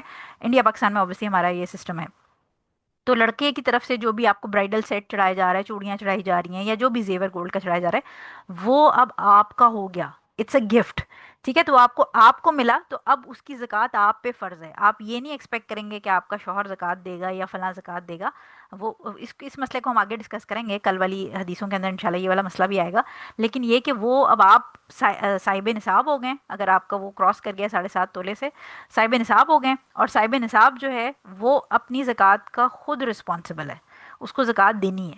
اور وہ کیسے دینی ہے وہ پھر ہم انشاءاللہ آگے کی جو حدیثیں کل پڑھیں گے اس میں آپ کو بتاؤں گی. اچھا جی، 490 نمبر آ جائیں. 490 حدیث ہمارے پاس حضرت علی رضی اللہ تعالیٰ عنہ سے روایت ہے کہ کام کرنے والی بیلوں پر زکوٰۃ واجب نہیں ہے. اسے ابو داؤد اور دارقطنی نے روایت کیا ہے، اور راجح قول یہی ہے کہ یہ بھی موقوف ہے، یعنی حضرت علی رضی اللہ تعالیٰ عنہ کا قول ہے. لیکن جو اس کے اندر رولنگ ہے وہ ٹھیک ہے. اس کی ریزن یہ ہے کہ جو بیل کام کرنے والا ہے، اب ہم نے پیچھے پڑھا تھا، اگر آپ کو یاد ہو، میں نے جو 4 آپ کو بتائے تھے کہ کن پہ زکوٰۃ لگے گی اور نہیں لگے گی، اس میں ہم نے وہ کیٹل پڑھا تھا جو کہ بریڈنگ کے لیے یا نمبر انکریز کرنے کے لیے استعمال ہو رہا ہے. ٹھیک ہے. لیکن یہ کون سا کیٹل ہے؟ یہ وہ کیٹل ہے جو آپ نے دیکھا ہوگا لوگوں کے پاس، کسانوں کے پاس ایک جوڑی بیل ہوتا ہے، دونوں بیل ہوتے ہیں، اور وہ بیلوں کا کام کیا ہوتا ہے؟ وہ بریڈنگ کام نہیں ہوتا، ان کا کام ہوتا ہے ہل جوتنا. جب یہ کسان نے مطلب اپنا کراپ لگانی ہوتی ہے تو وہ ہل جوتنے کا کام کرتا ہے. یا بہت ساری اگر گاؤں والی سائڈ پہ آپ کا چکر لگے تو آپ دیکھتے ہیں کہ وہ ایک پانی کی جو کنواں ہوتا ہے اس کے گرد ایک وہ چکی، ایک ویل سا لگا ہوتا ہے، اور بیل گھوم رہا ہوتا ہے اور اس میں سے پانی نکل رہا ہوتا ہے. وہ بیل جو اس طرح کے کاموں کے لیے انوالو ہیں، جو جانور، ان کے اوپر زکوٰۃ نہیں ہے. اس کی زکوٰۃ کیوں نہیں ہے؟ کیونکہ میں نے آپ کو پیچھے بھی پڑھایا کہ آپ کی گاڑی، آپ کے پرسنل یوز کی جو چیزیں ہیں اس پہ زکوٰۃ نہیں ہے. تو بیسیکلی یہ جو بیل ہے، یہ جو جانور ہے، جو اونٹ ہیں بہت سارے، وہ یا جیسے آپ نارملی ہم پاکستان میں دیکھتے ہیں کہ جو گھوڑا ہے، گھوڑا گاڑی جو ہوتی ہے، جو غریب لوگ ہوتے ہیں انہوں نے گھوڑا گاڑی رکھی ہوئی ہوتی ہے جس کے پیچھے وہ سامان، بوریاں آٹے کی اور چیزیں ڈال کے لاد کے پھر اس کو لے کے جا رہے ہوتے ہیں، ایک جگہ سے دوسری جگہ شفٹ کرتے ہیں. بیچارہ لاغر سا سوکھا سا گھوڑا ہوتا ہے، کھانے کو بھی نہیں اس کو ملتا. تو ایسا جانور جو ہے، کیونکہ یہ آپ کا ایک طرح سے یہ آپ کی گاڑی ہے، تو جیسے آپ کی گاڑی پہ زکوٰۃ نہیں ہے، تو جو کام کرنے والا جانور ہے، جو کام کر رہا ہے، جسے آپ اس قسم کا ہل جتوا رہے ہیں یا اس کو آپ لوڈنگ کے لیے یوز کر رہے ہیں، گدا گاڑی ہوتی ہے، جیسے جیسے گھوڑا گاڑی ہوتی ہے، اونٹ گاڑی بھی ہوتی ہے، کراچی والی سائڈ پہ آپ کو نظر آ جائے گی. تو ایسے جو جانور ہیں، ایسے کیٹل پہ زکوٰۃ نہیں ہے، کیونکہ وہ آپ کے پرسنل یوز کے لیے استعمال ہو رہے ہیں. ٹھیک ہے نا؟ وہ آپ کی گاڑی، آپ کے گھر، آفس مشینز جیسے میں نے آپ کو بتایا تھا اس کی طرح کام کر رہے ہیں، تو ان کے اوپر زکوٰۃ نہیں ہوگی. ٹھیک ہو گیا؟ تو یہ بیسیکلی تو ان کا حضرت علی کا کال ہے رضی اللہ عنہ کا، لیکن یہ رول ٹھیک ہے کیونکہ یہ آپ کے پرسنل یوز کی، یعنی یہ آپ اس کو ملٹیپلائی کرنے کے لیے یوز نہیں کر رہے، یہ آپ اسے کام کروا رہے ہیں. ٹھیک ہو گیا؟ اچھا، 491 نمبر حدیث پہ آ جائیں. حضرت عمر بن شعیب اپنے والد اور اپنے دادا عبداللہ بن عمر رضی اللہ تعالیٰ عنہ سے روایت کرتے ہیں کہ رسول صلی اللہ علیہ وسلم نے فرمایا، جو شخص کسی یتیم کا متولی بنے، اسے چاہیے کہ مال یتیم کو تجارت میں لگائے، اسے یوں ہی بیکار پڑا نہ رہنے دے کہ زکوٰۃ ہی سے کھا جائے. اسے ترمذی اور دارقطنی نے روایت کیا ہے اور سند ضعیف ہے، البتہ امام شافعی کے پاس ایک اور مرسل روایت اس کی شاہد ہے. اگین یہ یہاں پر جو کوٹ کی گئی ہے یہ ضعیف حدیث ہے، لیکن کیونکہ ہمارے پاس ملٹیپل اور ایویڈنسز موجود ہیں اس لیے اس کی رولنگ ٹھیک ہے. رولنگ کیا ہے کہ اگر کوئی بچہ یتیم ہو گیا، ٹھیک ہے، اور وہ بچہ ہے کیونکہ obviously وہ چھوٹا ہے، تو اس کی جو پراپرٹی اس کو انہیریٹنس میں جو اس کے ماں باپ چھوڑ کے گئے، وہ یا بیسیکلی اسلامی کے لیے orphan اس کو کہا جاتا ہے جس کا باپ مر جائے. ٹھیک ہے؟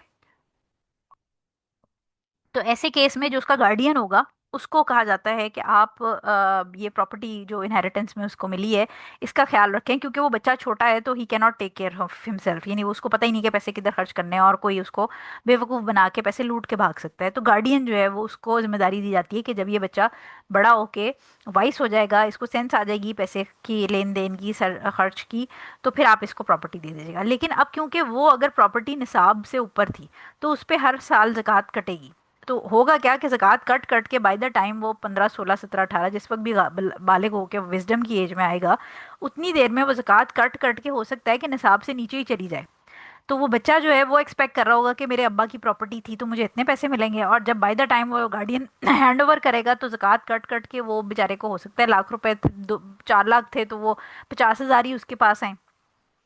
تو لہٰذا اس لیے حضور صلی اللہ علیہ وسلم یہ بات سمجھا رہے ہیں کہ جو گارڈین ہے اس کو چاہیے کہ وہ بچے کی جو پراپرٹی ہے اس کو انویسٹ کر کے کوئی بزنس کر دے، لیکن اپنی سوچ سمجھ اور اپنا مال سمجھ کے بزنس کرنا ہے، پرایا مال سمجھ کے اس کو ڈبو نہیں دینا، اچھے سے دیکھ بھال کے اس کو کہیں نہ کہیں انویسٹ کر دے. جیسے فار ایگزامپل وہی بات ہے کہ اگر کسی کو انہیریٹنس میں گھر ملا ہے تو اب وہ گھر اگر پڑا رہے گا تو وہ خراب ہو جائے گا. ٹھیک ہے؟ اس میں مطلب اگر اس میں زکوٰۃ نہیں بھی جا رہی تو تب بھی وہ پڑے پڑے خراب ہو جائے گا، اور بائی دا ٹائم اگر 17 18 سال کا وہ بچہ ہوگا اس کو گھر وہ ملے گا تو وہ بالکل ہی برباد ہو چکا ہوگا. سو اس کیس میں پریفریبل کیا ہے کہ گارڈین اس کو رینٹ پہ دے دے تاکہ اس سے کچھ انکم جنریٹ ہوتی رہے، اور بائی دا ٹائم جب وہ بچہ بڑا ہوگا تو وہ جو انکم جنریٹ ہوگی اس کو دوبارہ گھر پہ لگا کے اور گھر کو رینوویٹ کیا جا سکتا ہے. ٹھیک ہے؟ وہ ایک انکم جنریٹ ہوگی نا. یہ ایگزامپل میں آپ کو دے رہی ہوں. تو یہی بات حضور صلی اللہ علیہ وسلم سمجھا رہے ہیں کہ جو آرفن ہے کیونکہ اس کی ویلتھ obviously ہر سال اس پہ زکوٰۃ کٹے گی تو وہ بہت تھوڑی رہ جائے گی بائی دا ٹائم اس کو ہینڈ اوور کرنے کی بات ہے. تو گارڈین کو یہ چاہیے کہ وہ اس کی زکوٰۃ کو کسی سینسیبل حلال جگہ پہ انویسٹ کرے تاکہ زکوٰۃ کٹنے کے باوجود بھی وہ ویلتھ ملٹیپلائی ہوتے رہے، اور بائی دا ٹائم جب آرفن کو وہ ویلتھ ملنے کا ٹائم آئے اس ٹائم پہ اس بیچارے کے ساتھ زیادتی نہ ہو جائے. ٹھیک ہے؟ اچھا، اس سے ایک اور بات بھی ہمیں یہ پتہ چلتی ہے کہ اس سے ثابت ہوتا ہے کہ جو زکوٰۃ ہے وہ ہر سال دینی ہے، کیونکہ یہ فتنہ بار بار ایون آئی تھنک ہمارے یہ جو یونیورسٹی کا کورس بک تھی اس کے اندر ایک لیفلیٹ تھا، پیمفلیٹ تھا چھوٹا سا جو ہم نے پڑھا تھا کہ there was this guy P J some thing کر کے اس کا نام تھا، جس نے یہ فتنہ انڈیا میں اٹھایا تھا کہ زکوٰۃ زندگی میں ایک دفعہ دینی ہوتی ہے اور ہر سال نہیں دینی ہوتی. تو دا پوائنٹ از دس کہ ہمارے پاس ملٹیپل ایسے ایویڈنسز ہیں جس کے اندر یہ بات ثابت ہوتی ہے کہ زکوٰۃ ہر سال دینی ہے جب تک کہ آپ کے پاس نصاب کی اماؤنٹ ہے. نصاب سے نیچے چلے گئے پھر اس پہ زکوٰۃ نہیں ہے. لیکن اس سے بھی ہمیں ثابت ہوتا ہے کہ ہر سال زکوٰۃ دے رہے ہیں تو پھر آرفن جب تک بڑا ہوگا تو پیسے کٹ گئے نا.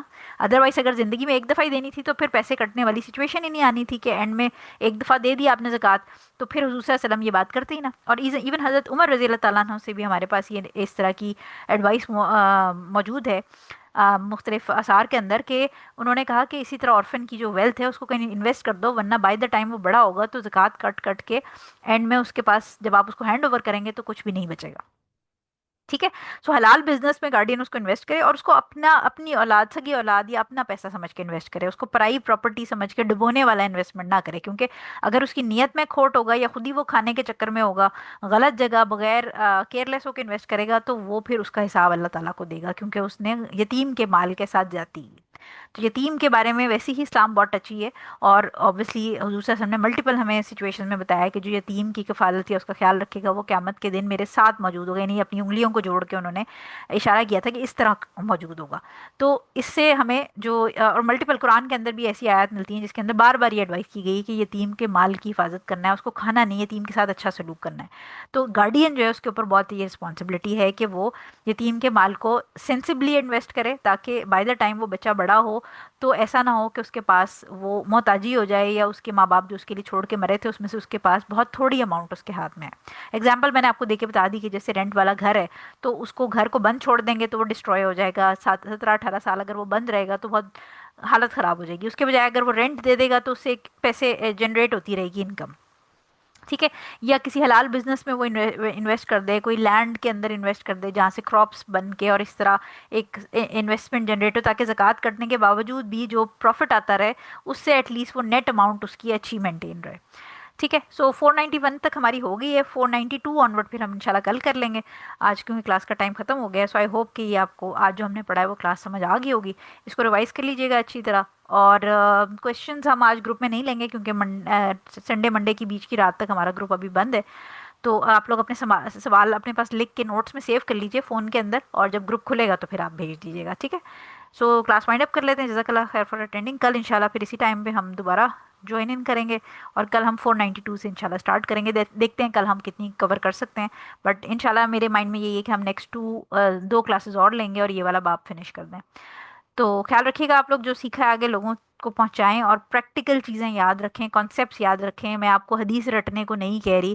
آپ کو حدیث کا مفہوم یاد رہنا چاہیے اور آپ کو یہ یاد رہنا چاہیے کہ میں نے یہ حدیث پڑھی ہے میں نے اس چیز سے ریلیٹڈ حدیث پڑھی. بے شک آپ کو حدیث بھی یاد نہیں ہے آپ کو یہ بات یاد رہنی چاہیے کہ میں نے اس چیز کے بارے میں ایک حدیث پڑھی ہے جس کے اندر یہ رولنگ تھی. That's it.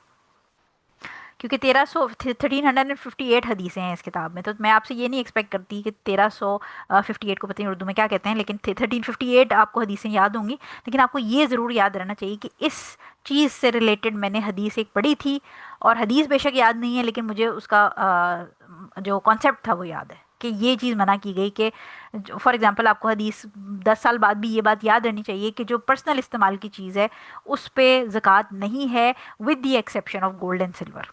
ٹھیک ہے. وہ کل ہم ان پر انشاءاللہ پڑھیں گے. خیال رکھیے گا اپنا. کلاس وائنڈ اپ کر لیتے ہیں ہم.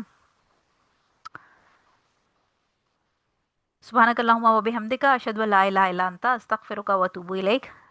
السلام علیکم ورحمۃ اللہ وبرکاتہ.